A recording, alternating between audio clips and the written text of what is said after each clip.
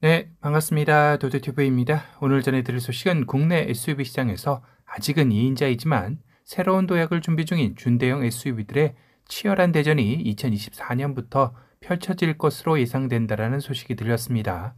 2023년 국내 자동차 시장은 캠핑 레저 문화의 인기에 그 어느 때보다도 SUV의 강세가 뚜렷한 한 해였는데요. 2023년 11월까지 국내 자동차 시장에서 3만 대 이상을 판매한 SUV 모델들을 살펴봐도 소렌토 77,743대, 스포티지 64,010대, 셀토스 47,079대, 산타페 43,661대, 투싼 41,156대, 팰리세이드 39,027대, GV70 31,826대로 총 7종 합계가 34만 3,502대의 성적을 나타낸 반면 세단에서는 그랜저가 10만 4,652대로 체면을 살렸고 아반떼 6만 222대, G80 4만 1,107대, 소나타 3만 4,476대, K5 3만 1,016대로 5종의 총 합계가 27만 1,473대, 차종의 수도 다양하고 누계 판매량도 7만 대 이상 높습니다. 그 중에서도 중형 SUV 인기가 가장 좋은데요. 국내 승용 부분 11월 판매량 1위는 소렌토 9,364대, 2위 산타페 8,780대가 차지했습니다. 그에 비해 준대형 SUV인 팰리세이드는 11월 판매량이 3,157대, GV80 3,874대, 모하비 413대, 렉스턴 170대, 트래버스 81대로 다 합쳐도 2위 산타페 한 차종의 판매량보다도 적은 수치였네요. 하지만 2024년부터 국내 준대형 SUV 시장에도 새로운 반격의 움직임이 감지되었는데요. 우선 그 스타트는 폭스바겐에서 국내에 최초로 소개하는 준대형 SUV 아틀라스가 그 주인공입니다. 폭스바겐 아틀라스가 국내에 출시한다고 의아해 하시는 분들도 많을 텐데요. 이는 폭스바겐 아틀라스는 2017년 첫 선을 보일 당시 미국 시장 전용 모델로 나온 것이기 때문입니다. 현재 폭스바겐은 올해 신차 부재의 악재 속에 판매량이 전년 대비 30% 감소하는 위기를 맞이하고 있죠. 이러자 폭스바겐은 준대형 SUV의 강자 아틀라스를 소환하려 하는 것인데요. 2024년 상반기 국내 시장에 공식 도입을 예고하고 있어 준대형 SUV 시장에도 새로운 바람이 불 것으로 예상이 됩니다.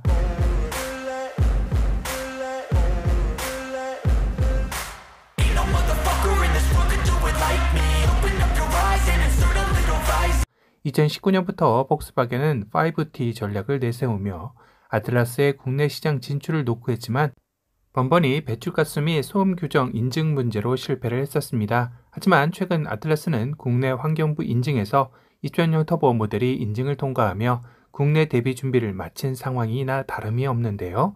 거기다 올해 초 페이스리프트로 폭스바겐 최신 패밀리룩을 선보인 최신 모델이 국내에 도입되지 않을까 기대감을 상승시키고 있네요. 국내 팰리세이드뿐만 아니라 수입 SUV들인 포드 익스플로러, 쉐보레 트래버스와 경쟁이 예고되는 것이나 마찬가지인 셈이죠.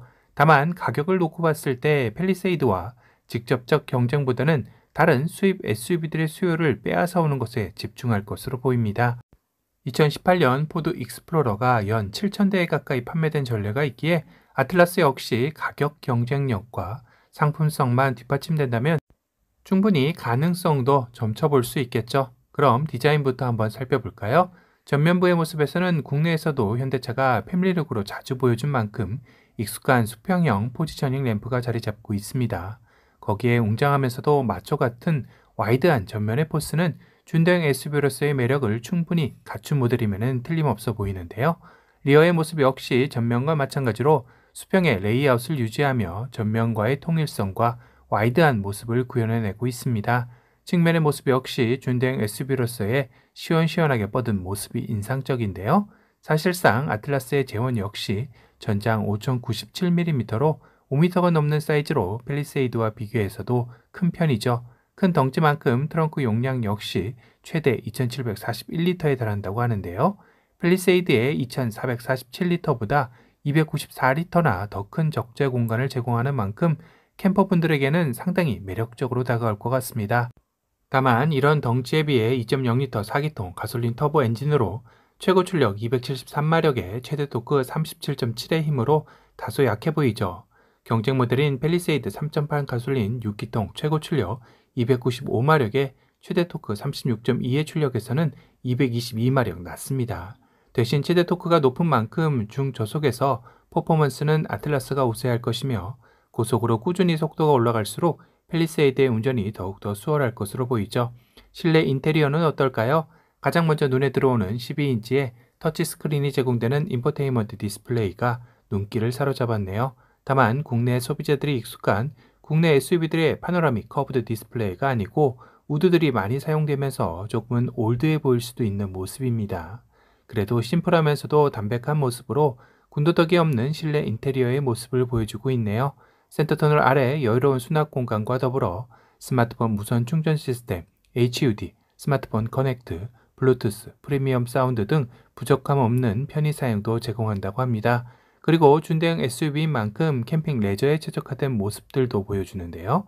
우선 무거운 캠핑 용구들을 들고 차량에 갔을 때 들고 있던 무거운 짐을 내려놓고 테일게이트를 열고 다시 무거운 짐을 들여야 했던 모습은 안 해도 되죠.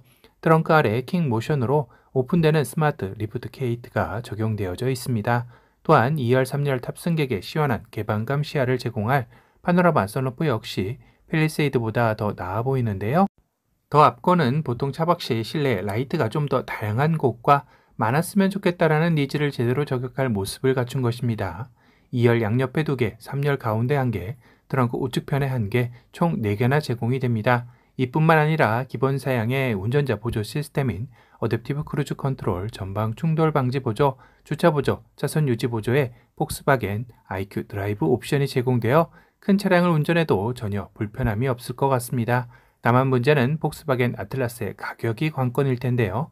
2024 폭스바겐 아틀라스의 미국 내 판매 가격은 37,725달러부터 52,445달러로 하나로 약 5천만 원부터 7천만 원대에 형성되어 있습니다.